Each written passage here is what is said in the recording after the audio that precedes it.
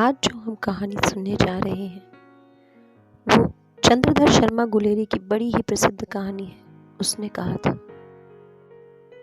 बड़े बड़े शहरों के इक्के गाड़ी वाले कि जवान के कोड़ों पे जिनकी पीठ छिल गई है और कान पक गए हैं, उनसे हमारी प्रार्थना है कि अमृतसर के बम्बू काट वाली बोली पर मलहम लगाएं। जब बड़े बड़े शहरों की चौड़ी सड़कों पर घोड़े की पीठ चाबुक से धुनते हुए इक्के वाले कभी घोड़े की नानी से अपना निकट संबंध स्थिर करते हैं, कभी राह चलते पैदल की आंखों के ना होने पर तरस खाते हैं, कभी उनके पैरों की उंगलियों के पोड़े को छींक कर अपने को ही सताया हुआ बताते हैं और संसार भर की ग्लानि, निराशा और क्षोभ कोई अवतार बने नाक की सीध चले जाते हैं। तब अमृतसर में उनकी बिरादरी वाले तंग चक्करदार गलियों में हर एक लट्ठी वाले के लिए ठहर कर सब्र का समुद्र उमड़ा कर, बचो खालसा जी, हटो भाई जी, ठहरना भाई जी, आने दो लाला, हटो बाछा, कहते हुए सफ़ेद फेटों, खच्चरों और बत्तखों, गन्ने और खूमचे और भारे वालों के जंगल में से राह खेते हैं। क्या मजाल है कि जी और साहब बिना सुने किसी को हटना पड़े। यह बात नहीं, उनकी जीभ चलती नहीं, पर मीठी छुरी की तरह महीन मार करती हुई। यदि कोई बुढ़िया बार बार चेतावनी देने पर भी लीक से नहीं हटती, तो उनकी बचनावली के ये नमूने हैं। हट जा जीने जोगिए, हट जा कर्मा वालिए, हट जा पुत्ता प्यारिए, बच जा लंबी वालिए। समष्टि में इनके अर्थ है कि तू जीने योग्य है, तू भाग्य वाली है, पुत्रों को प्यारी है, लंबी उम्र तेरे सामने है, तू क्यों मेरे पहिए के नीचे आना चाहती है, बच जा। ऐसे बम्बू काट वालों के बीच में होकर एक लड़का और एक लड़की चौक की एक दुकान पर आ मिले। उसके बालों और इसके ढीले सुतने से जान पड़ता था कि दोनों सिख हैं। वह अपने मामा के केश धोने के लिए दही लेने आया था और यह रसोई के लिए बढ़िया। दुकानदार एक परदेसी से गुथ रहा था जो शेर भर गीले पापड़ों की गट्ठी को गिने बिना हटता न था। तेरा घर कहाँ है? मगरे में। और तेरे? माझे में। यहाँ कहाँ रहती है? अंतर सिक्की बैठर में। वे मेरे मामा हैं, मैं भी मामा के यहाँ आया हूँ, उनका घर गुरु बाजार में है। इतने में दुकानदार निपटा और इनका सौदा देने लगा। सौदा लेकर दोनों साथ साथ चले। कुछ दूर जाकर लड़के ने मुस्कुराकर पूछा, तेरी कुड़माई हो गई? इस पर लड़की कुछ आंखें चढ़ाकर धत कहकर दौड़ गई और लड़का मुंह देखता रह गया। दूसरे तीसरे दिन सब्जी वाले के यहाँ, दूध वाले के यहाँ अकस्मात दोनों मिल जाते। महीना भर यही हाल रहा। 2-3 बार लड़के ने फिर पूछा, तेरी कुड़माई हो गई? और उत्तर में वही धत मिला। एक दिन जब लड़के ने फिर हंसी में चिढ़ाने के लिए पूछा, तो लड़की लड़के की संभावना के विरुद्ध बोली, हाँ हो गई। कब? कल देखते नहीं यह रेशम से कड़ा हुआ सालू। लड़की भाग गई। लड़के ने घर की राह ली। रास्ते में एक लड़के को मोड़े में ढकेल दिया। एक छावड़ी वाले की दिन भर की कमाई खोई। एक कुत्ते पर पत्थर मारा और एक गोभी वाले के ठेले में धूल उड़ेल दिया। सामने नहाकर आती हुई किसी वैष्णवी से टकराकर अंधे की उपाधि पाई। तब कहीं घर पहुंचा। राम राम, यह भी कोई लड़ाई है? दिन रात खंदकों में बैठे हड्डियां अकड़ गईं। लुधियाना से 10 गुना जाड़ा और मेह और बर्फ ऊपर से। पिंडलियों तक कीचड़ में धंसे हुए हैं। जमीन कहीं दिखती नहीं। घंटे 2 घंटे में कान के पर्दे फाड़ने वाले धमाके के साथ सारी खंदक हिल जाती है और 100-100 गज धरती पर उछल पड़ती है। इस गैबी गोले से बचे तो कोई लड़े। नगरकोट का जलजला सुना था? यहाँ दिन में 25 जलजले होते हैं। और कहीं खंदक से बाहर साफा या कोहनी निकल गई तो चटाक से गोली लगती है। ना मालूम बेईमान मिट्टी में लेटे हुए हैं या घास की पत्तियों में छिपे रहते हैं। लहना सिंह और 3 दिन है। 4 तो खंदक में ही बिता दिए। परसों रिलीफ आ जाएगी और फिर 7 दिन की छुट्टी। अपने हाथों को झटका करेंगे और पेट भरकर खाकर सो रहेंगे। फिर फिरंगी मेम के बाग में मखमल का सा हरा घास है। फल और दूध की वर्षा कर देती है। लाख कहते हैं, दाम नहीं लेती। कहती है, तुम राजा हो, मेरे मुल्क को बचाने आए हो। 4 दिन तक पलक नहीं झपकी। बिना फेरे घोड़ा बिगड़ता है और बिना लड़े सिपाही। मुझे तो संगीन चढ़ाकर मार्च का हुक्म मिल जाए, फिर 7 जर्मनों को अकेला मार कर न लौटूं, तो मुझे दरबार साहिब की देहली पर मत्था टेकना नसीब न हो। पाजी कहीं के। कलों के घोड़े संगीन देखते ही मुंह फाड़ देते और पैर पकड़ने लगते। यूं अंधेरे में 30-30 मन का गोला फेंकते हैं। उस दिन धावा किया, 4 मील तक एक जर्मन नहीं छोड़ा था। पीछे जनरल ने हट जाने का कमान दिया, नहीं तो सीधे बर्लिन पहुंच जाते। क्यों? सूबेदार हजारा सिंह ने मुस्कुराकर कहा, लड़ाई के मामले जमादार या नायक के चलाए नहीं चलते। बड़े अफसर दूर की सोचते हैं। 300 मील का सामना है, एक तरफ बढ़ गए तो क्या होगा? सूबेदार, सच है। लहना सिंह बोला, पर क्या करे? हड्डियों में तो जाड़ा धस गया है। सूर्य निकलता नहीं और खाई में दोनों तरफ से चंबे की बावलियों के से सेते झर रहे हैं। एक धावा हो जाए तो गर्मी आ जाए। उद्मी, उठ, सिगड़ी में कोले डाल। वजीरा, तुम 4 जने बाल्टियां लेकर खाई का पानी बाहर फेंको। महासिंह, शाम हो गई है, खाई के दरवाजे पर पहरा बदल ले। यह कहते हुए सूबेदार सारी खंदक में चक्कर लगाने लगे। वजीरा सिंह पलटन का विदूषक था। बाल्टी में गंदला पानी भरकर खाई के बाहर फेंकता हुआ बोला, मैं पाधा बन गया हूँ, करो जर्मनी के बादशाह का तर्पण। इस पर सब खिलखिलाकर हंस पड़े और उदासी के बादल फट गए। लहना सिंह ने दूसरी बाल्टी कर उसके हाथ में देकर कहा, अपनी बाड़ी के खरबूजों में पानी दो। ऐसा खाद का पानी पंजाब भर में नहीं मिलेगा। हाँ, देश क्या है, स्वर्ग है। मैं तो लड़ाई के बाद सरकार से 10 दूना जमीन यहीं मांग लूंगा और फलों के बूटे लगाऊंगा। लाड़ी होड़े को भी यहाँ बुला लूंगा, या वही दूध पिलाने वाली फिरंगी मेम। चुप कर, यहाँ वालों को शर्म नहीं। देश देश की चाल है। आज तक मैं उसे समझा न सका। सिख तंबाकू नहीं पीते, वह सिगरेट देने में हट करती है, ओंठों में लगाना चाहती है और मैं पीछे हटता हूँ तो समझती है कि राजा बुरा मान गया, अब मेरे मुल्क के लिए लड़ेगा नहीं। अच्छा, अब बोध सिंह कैसा है? अच्छा है, जैसे मैं जानता ही हूँ। रात भर तुम अपने कंबल उसे उड़ाते हो और अपनी सिगड़ी के सहारे गुजर करते हो। उसके पहरे पर आप पहरा दे आते हो। अपने सूखे लकड़ी के तख्तों पर उसे सुलाते हो। आप कीचड़ में पड़े रहते हो। कहीं तुम ना मंदे पड़ जाना। जाड़ा क्या है? मौत है, और निमोनिया से मरने वालों को मुरब्बे नहीं मिला करते। मेरा डर मत करो, मैं तो बुलेल की खड़ के किनारे मरूंगा। भाई कीरत सिंह की गोदी पर मेरा सिर होगा और मेरे हाथ के लगाए हुए आंगन में आम की पेड़ की छाया होगी। वजीरा सिंह ने त्योरी चढ़ाकर कहा, क्या मरने की बात लगाई है? मरे जर्मनी और तुर्क। हाँ भाइयों, कैसे? दिल्ली शहर ते पिशोर नू जांदिए, कर लेना लौंगा दा व्यापार मणिए, कर लेना लौंदा ना सौदा अड़िए, ओए लाना चटाका कुदवे नू, कद बाणिया वे मजेदार गोरिए, हुण लाना चटाका कंदवे नू। कौन जानता था कि दाढ़ियां वाले घर बारी सिख ऐसा लुच्चों का गीत गाएंगे। पर सारी खंदक इस गीत से गूंज उठी और सिपाही फिर ताज़ा हो गए, मानो 4 दिन से सोते और मौज ही करते रहे हों। रात हो गई, अंधेरा है, सन्नाटा छाया हुआ है। बोधा सिंह खाली बिस्कुटों के 3 डिब्बों पर अपने दोनों कंबल बिछाकर और लहना सिंह 2 कंबल और एक बरान कोट ओढ़कर सो रहा है। लहना सिंह पहरे पर खड़ा हुआ, एक आंख खाई के मुंह पर है और एक बोधा सिंह के दुबले शरीर पर। बोधा सिंह का रहा, क्यों बोधा भाई, क्या है? पानी पिला दो। लहना सिंह ने कटोरा उसके मुंह में लगाकर पूछा, कहो कैसे हो? पानी पीकर बोधा बोला, कंपनी छूट रही है, रोम रोम में तार दौड़ रहे हैं, दांत बज रहे हैं। अच्छा, मेरी जर्सी पहन लो। और तुम? मेरे पास सिकड़ी है और मुझे गर्मी लगती है, पसीना आ रहा है। ना, मैं नहीं पहनता।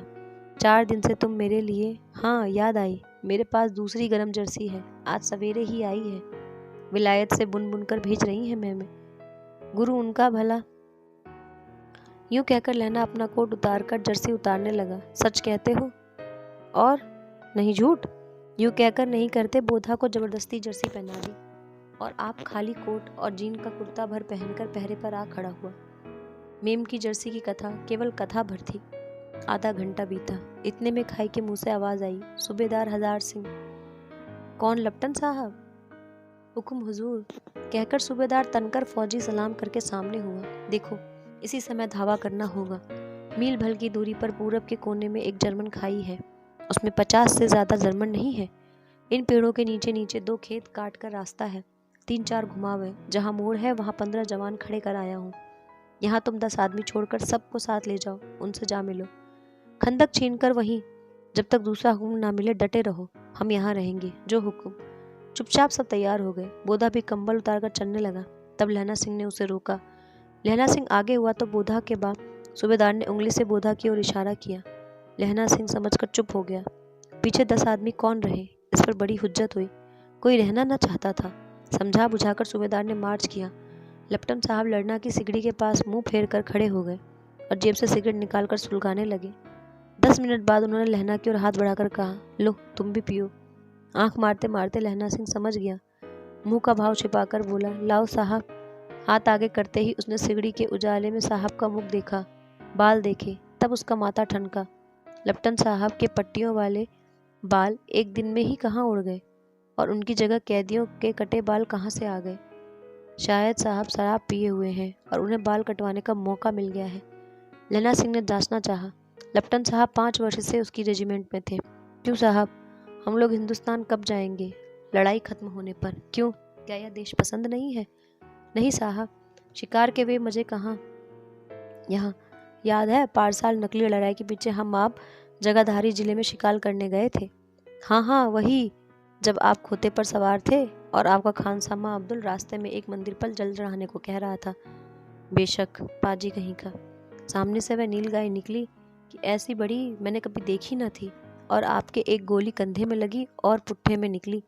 ऐसे अफसर के साथ शिकार खेलने में मजा है। क्यों साहब, शिमले से तैयार होकर उस नीलगाय का सिर आ गया था ना।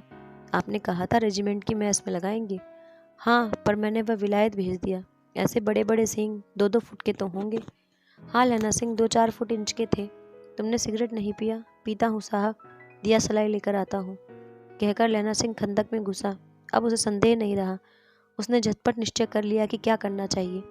अंधेर में किसी सोने वाले से वह टकराया। कौन, वजीर सिंह? हाँ। क्यों लहना, क्या कयामत आ गई? जरा तो आंख लगने दी होती। होश में आओ, कयामत आई है और लेफ्टिनेंट साहब की वर्दी पहन कर आई है। क्या? लेफ्टिनेंट साहब या तो मारे गए या कैद हो गए। उनकी वर्दी पहनकर यह कोई जर्मन आया है। सूबेदार ने इसका मुंह नहीं देखा, मैंने देखा और बातें की। सोहरा साफ उर्दू बोलता है, पर किताबी उर्दू, और मुझे पीने को सिगरेट दिया है। तो अब मारे गए। धोखा है। सूबेदार होड़ा कीचड़ में चक्कर काटते फिरेंगे और यहाँ खाई पर धावा होगा। उठो, एक काम करो, पलटन के पैरों में निशान देखते देखते दौड़ जाओ, अभी बहुत दूर न गए होंगे। सूबेदार से कहो एकदम लौट आए। खंदक की बात झूठ है। चले आओ, खंदक के पीछे से निकल जाओ, पत्ता तक न खड़के, देर मत करो। हुक्म तो यह है कि यही तेरी ऐसी हुक्म, ऐसी की तैसी हुक्म। मेरा हुक्म? जमादार लहना सिंह जो इस वक्त यहाँ सबसे बड़ा अफसर था, उसका हुक्म है। मैं लेफ्टिनेंट साहब की खबर लेता हूँ, पर यहाँ तो सिर्फ तुम 8 हो। 8 नहीं, 10 लाख। एक अकालिया सिर्फ 1.25 लाख के बराबर होता है। चले जाओ। लौटकर खाई के मुहाने पर लहना सिंह दीवार से चिपक गया। उसने देखा लेफ्टिनेंट साहब ने जेब से बेल के बराबर 3 गोले निकाले, तीनों को एक जगह खंदक की दीवार में घुसेड़ दिया और तीनों पे एक तार सा बांध दिया। तार के आगे सूत की एक गुत्थी थी, जिसे सिगड़ी के पास रखा। बाहर की तरफ जाकर एक दिया सलाई जलाकर गुत्थी पर लखने ही वाला था कि बिजली की तरह दोनों हाथ से उल्टी बंदूक की उठाकर लहना सिंह ने साहब की कोहनी पर तान कर दे मारा। धमाके के साथ साहब के हाथ से दिया सलाई गिर पड़ी।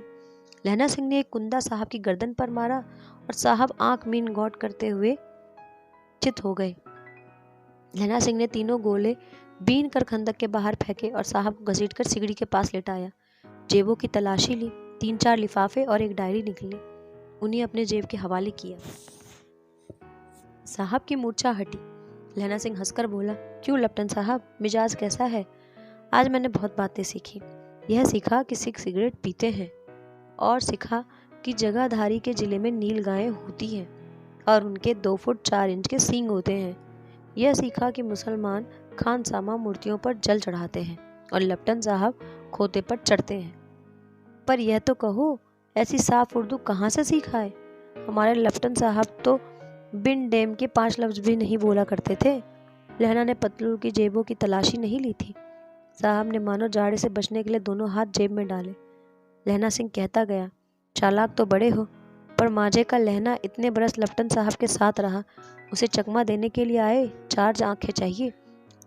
3 महीने हुए एक तुर्की मौलवी मेरे गांव आया था।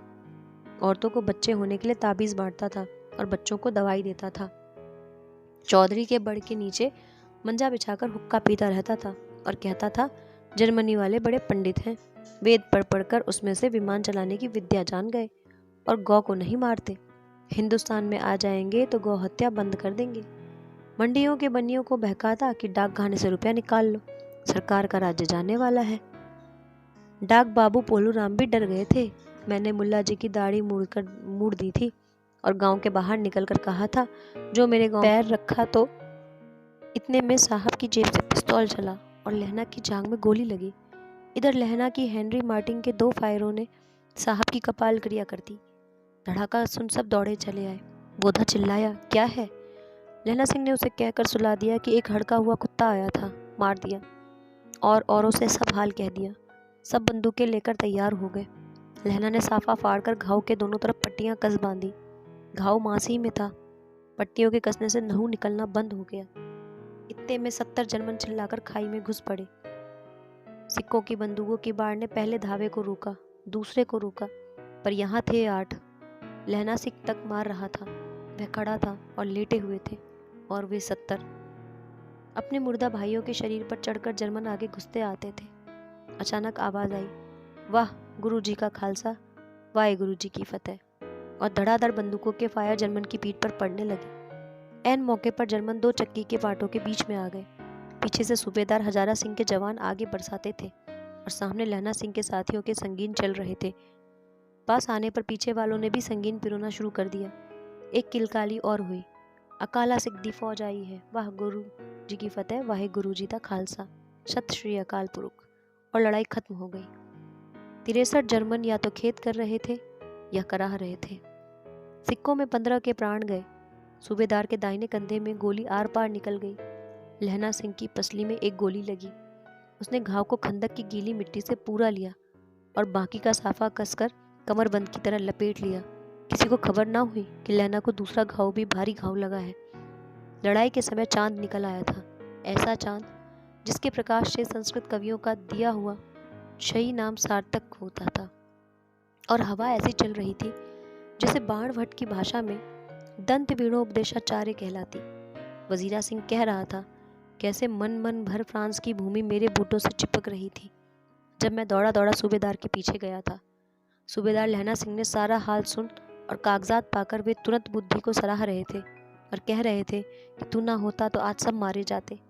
इस लड़ाई की आवाज़ 3 मील दाहिनी ओर की खाई वालों ने सुन ली थी। उन्होंने पीछे टेलीफोन कर दिया। वहाँ से झटपट 2 डॉक्टर और 2 बीमार ढोने की गाड़ियाँ चली आईं, जो कोई 1.5 घंटे के अंदर अंदर आ पहुँची। फील्ड अस्पताल नज़दीक था। सुबह होते होते वहाँ पहुँच जाएंगे, इसीलिए मामूली पट्टी बांधकर एक गाड़ी में घायल लिटाए गए और दूसरी लाशें रखी गई। सूबेदार ने लहना सिंह की जांघ में पट्टी बंधवानी चाही, पर उसने यह कहकर टाल दिया कि थोड़ा घाव है, सवेरे देखा जाएगा। बोधा सिंह ज्वर में बर्रा रहा था। वह गाड़ी में लिटाया गया। लहना को छोड़कर सूबेदार जाते नहीं थे। यह देख लहना ने कहा, तुम्हें बोधा की कसम है और सूबेदारनी जी की सौगंध है जो इस गाड़ी में न चले जाओ। और तुम मेरे लिए वहाँ पहुँचकर गाड़ी भेज देना। और जर्मन मुर्दों के लिए भी तो गाड़ियाँ आती होंगी। मेरा हाल बुरा नहीं है, देखते नहीं मैं खड़ा हूँ। वजीरा सिंह मेरे पास ही है। अच्छा, पर बोधा गाड़ी पर लेट गया, भला आप भी चढ़ जाओ। सुनिए तो सूबेदारनी, होरा को चिट्ठी लिखो तो मेरा मत्था टेकना लिख देना, और जब घर जाओ तो कह देना मुझसे जो उसने कहा था वह मैंने कर दिया। गाड़ियाँ चल पड़ी थी। सूबेदार ने चढ़ते चढ़ते लहना का हाथ पकड़कर कहा, तैने मेरे और बोधा के प्राण बचाए हैं, और लिखना कैसा, साथ ही घर चलेंगे। अपनी सूबेदारनी को तू ही कह देना उसने क्या कहा था। अब आप गाड़ी पर चढ़ जाओ। मैंने जो कहा वह लिख देना और कह भी देना। गाड़ी के जाते लहना लेट गया। वजीरा पानी पिला दे और मेरा कमरबंद खोल दे। तर हो रहा था। मृत्यु के कुछ समय पहले स्मृति बहुत साफ हो जाती है। जन्म भर की घटनाएं एक एक करके सामने आती हैं। सारे दृश्यों के रंग साफ होते हैं। समय की धुंध बिल्कुल उन पर से हट जाती है। लहना सिंह 12 वर्ष का था। अमृतसर में मामा के यहाँ गया हुआ था। दही वाले के यहाँ, सब्जी वाले के यहाँ, हर कहीं एक 8 वर्ष की लड़की से मिल जाता था। जब वह पूछता कि तेरी कुड़माई हो गई तो वह धत कहकर भाग जाती। एक दिन उसने वैसे ही पूछा तो उसने हाँ कल हो गई। देखते नहीं यह रेशम के फूलों वाला सालू। सुनते ही लहना सिंह को दुख हुआ, क्रोध हुआ। क्यों हुआ? वजीरा सिंह, पानी पिला दे। 25 वर्ष बीत गए। अब लहना सिंह नंबर 77 राइफल्स में जमादार हो गया है। उस 8 वर्ष की कन्या का ध्यान ही न रहा, ना मालूम वह कभी मिली थी या नहीं। 7 दिन की छुट्टी लेकर जमीन के मुकदमे की पैरवी करने वह घर गया। वहाँ रेजिमेंट के अफसर की चिट्ठी मिली कि फौज लाम पर जाती है, फौरन चले आओ। साथ ही सूबेदार हजारा सिंह की चिट्ठी मिली कि मैं और बोधा सिंह भी लाम पर जाते हैं, लौटते हुए हमारे घर होते जाना, साथ ही चलेंगे। सूबेदार का गांव रास्ते में पड़ता था और सूबेदार उसे बहुत चाहता था। लहना सिंह सूबेदार के यहाँ पहुंचा। जब चलने लगे तब सूबेदार बेड़े में से निकलकर आया। बोला, लहना, सूबेदारनी तुमको जानती है, बुलाती है, जा मिला। लहना सिंह भीतर पहुंचा। सूबेदारनी मुझे जानती है? कब से? रेजिमेंट के क्वार्टर में तो मैं कभी सूबेदार के घर के लोग रहे नहीं। दरवाजे पर जाकर मत्था टेकना कहा, आशीष सुनी? लहना सिंह चुप। मुझे पहचाना? नहीं। तेरी कुड़माई हो गई, धत, कल हो गई। देखते नहीं, रेशमी बूटे वाला सालू अमृतसर में। भावों की टकराहट से मूर्छा खुली, करवट बदली, पसली का घाव बह निकला। वजीरा, पानी पिला, उसने कहा था। स्वप्न चल रहा था। सूबेदारनी कह रही थी, मैंने तेरे को आते ही पहचान लिया। एक काम कहती हूँ, मेरे तो भाग फूट गए हैं। सरकार ने बहादुरी का खिताब दिया है, लायलपुर में ज़मीन दी है। आज नमक हलाली का मौका आया है, पर सरकार में हम तीमियों की एक घगरिया पलटन क्यों न बना दी, जो मैं भी सूबेदार जी के साथ चली जाती। एक बेटा है, फौज में भर्ती हुए उसे बस 1 ही बरस हुआ है। उसके पीछे 4 और हुए, पर एक भी नहीं जिया। सूबेदारनी रोने लगी। अब दोनों जाते हैं मेरे भाग। तुम्हें याद है, एक दिन तांगे वाले का घोड़ा दही वाले की दुकान के पास बिगड़ गया था। तुमने उस दिन मेरे प्राण बचाए थे। आप घोड़ों की लातों में चले गए थे और मुझे उठाकर दुकान के तख्ते पर खड़ा कर दिया था। ऐसे ही इन दोनों को बचाना, यह मेरी भिक्षा है। तुम्हारे आंगन आंचल पसारती हूँ। रोते रोते सूबेदारनी ओबड़ी में चली गई। लहना भी आंसू पोंछता हुआ बाहर आया। वजीरा सिंह, पानी पिला दे, उसने कहा था। लहना सिंह अपनी गोद में रखे वजीरा सिंह से बैठा है। जब मांगता है तब पानी पिला देता है। आधे घंटे तक लहना चुप रहा, फिर बोला, कौन? कीरत सिंह? वजीरा ने कुछ समझकर कहा, हाँ। भैया, मुझे और ऊंचा कर ले, अपने पट पर मेरा सिर रख ले। वजीरा ने वैसा ही किया। हाँ, अब ठीक है, पानी पिला दे बस। अब के हाड़ में यह आम खूब फलेगा। चचा भतीजा दोनों यहीं बैठकर आम खाना। जितना बड़ा तेरा भतीजा उतना ही यह आम। जिस महीने उसका जन्म हुआ था उसी महीने मैंने इसे लगाया था। वजीरा सिंह के आंसू टप टप टपक रहे थे।